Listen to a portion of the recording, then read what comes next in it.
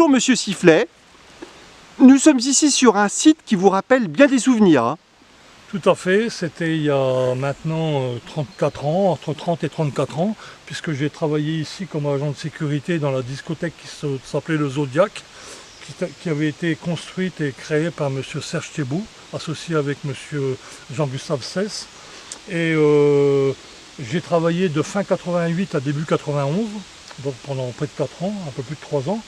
Et c'est une discothèque qui avait choisi de faire un tarif bas le vendredi soir pour faire venir la clientèle. Et c'était 20 francs à l'époque l'entrée, l'équivalent de 3 € aujourd'hui. Ce qui fait que ça générait une clientèle particulière, des gens qui des fois avaient bien bu dans les bars avant de venir, et des gens qui allaient plutôt au bal le samedi soir. Ils venaient là le vendredi soir, et souvent ils étaient un peu énervés, un peu nerveux. Donc moi j'étais là pour les contrôler, pour maîtriser la situation. Et c'est une discothèque qui marchait très bien parce que vu que c'était pas cher, surtout le vendredi soir, moi je travaillais que le vendredi soir. Le samedi soir c'était Philippe Thébault, le fils du patron, accompagné de Taïvin, un maître en arts martiaux d'Amiens, qui faisait la porte à ma place parce que moi je faisais des balles dans l'Oise. Je préfère aller dans les balles dans l'Oise le samedi soir. Et n'importe comment, le samedi soir, c'était une clientèle plus tranquille, parce que c'était 50 francs l'entrée, et c'était des gens plus en couple, une clientèle discothèque, alors que le vendredi soir, c'était plus une clientèle bal, bar, et une clientèle donc est beaucoup plus... bagarreuse presque. Bagarreuse, voilà, beaucoup plus nerveuse, quoi. Et donc je travaillais là le vendredi soir et ça tournait très bien parce que c'était vraiment pas cher, hein, c'était le prix de l'entrée d'un bal, hein, ça correspondait 20 francs au prix des tarifs de l'entrée de bal.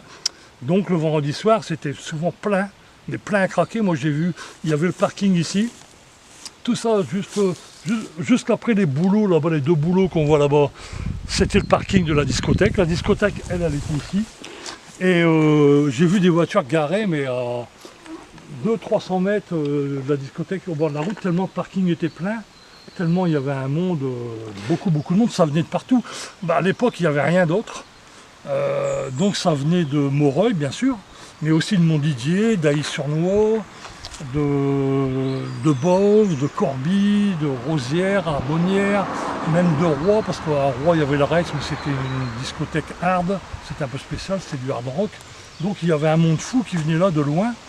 Et ça a très bien marché, surtout le vendredi soir. Le samedi, il y avait moins de monde et c'était une clientèle plus tranquille, plus des couples, une clientèle discothèque. Et vous avez travaillé ici de quand à quand? Eh bien, je vous disais, de fin 88 à l'été 91. Et donc, comment la discothèque, pardonnez-moi, était disposée? Là, il y avait une première pièce ici, avec une première piste de danse ici.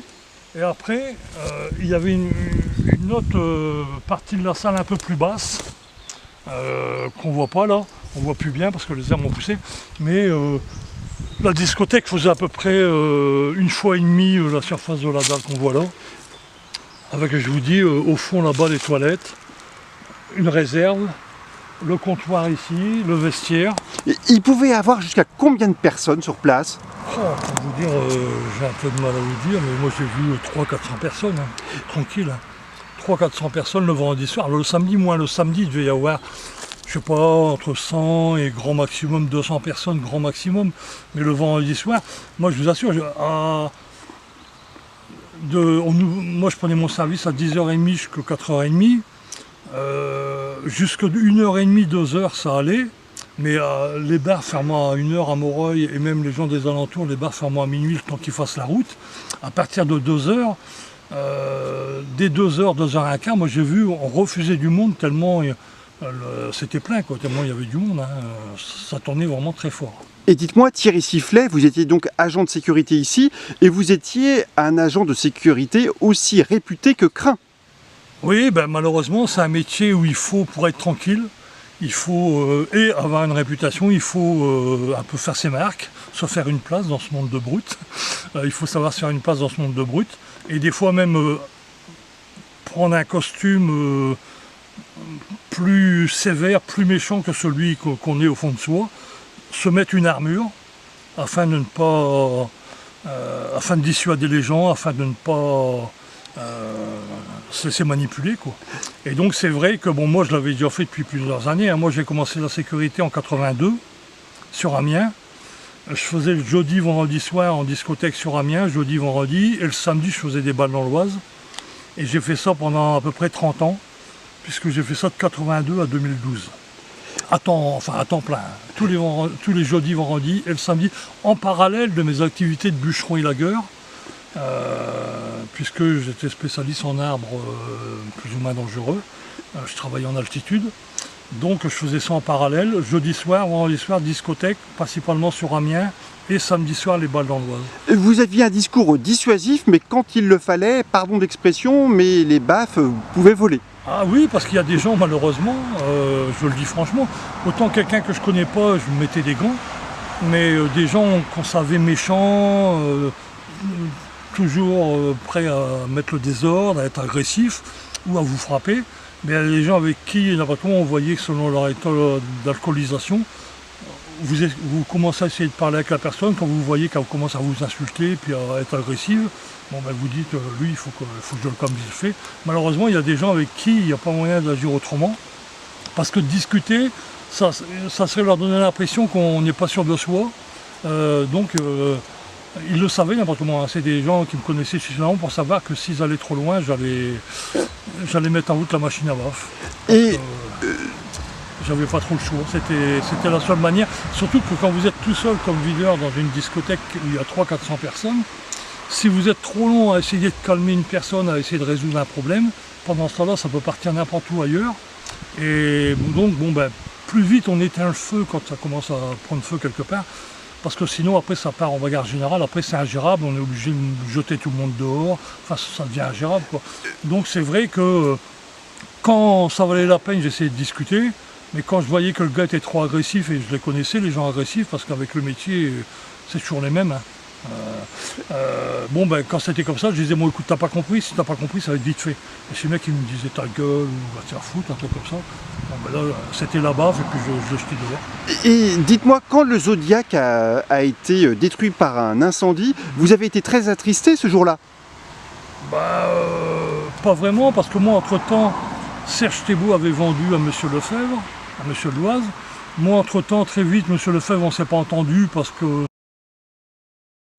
très vite j'ai quitté Monsieur Lefebvre parce que Serge Thébault avait repris une ancienne discothèque à Amiens, rue Saint-Honoré, qu'il a appelée le Magellan quand il l'a rouvert. Elle était rouverte, elle était fermée depuis quelques années, et au Magellan il avait des problèmes de sérieux problèmes avec des clients, donc il avait essayé de prendre des videurs, mais ça n'allait pas comme il fallait. Donc j'ai quitté Monsieur Lefebvre pour aller travailler au Magellan, rue Saint-Honoré. Et bon, ça a brûlé quelques mois après. Est-ce un hasard? Je sais pas. Mais j'ai pas. Si, bon, certains clients de Moreuil qui n'avaient pas de voiture, ils étaient heureux de venir ici parce qu'ils n'avaient pas de voiture pour venir sur Amiens. Donc eux, ils ont été ennuyés, il n'y avait plus rien pour Moreuil. La jeunesse de Moreuil, elle a été bien sûr très perdante. Mais en même temps, Monsieur Lefebvre avait essayé de vendre quelques temps avant l'incendie, parce qu'il s'apercevait qu'il n'était pas fait pour ça, pour tenir une discothèque. Et ayant du mal à trouver un client, le hasard fait paraît-il bien les choses. Des fois, le hasard a fait que l'établissement a brûlé. Bon, l'accident peut arriver. Et puis, sinon, voilà, moi donc ça ne m'a pas touché plus que ça. Je n'ai pas été vraiment surpris de ce qui est arrivé. Et puis j'ai continué à bosser pendant encore 1 an et demi, 2 ans au Magellan, jusqu'au jour où ça a fermé, parce que il y avait des maisons à proximité, c'était trop proche des habitations, c'est rue Saint-Honoré, et donc c'était trop bruyant, le quartier et tout, parce que pareil, il y a du monde qui venait. Tout ça, ça fait que à 4 h du matin, quand les gens repartaient, c'était trop bruyant pour le voisinage, et donc ça a fini par fermer.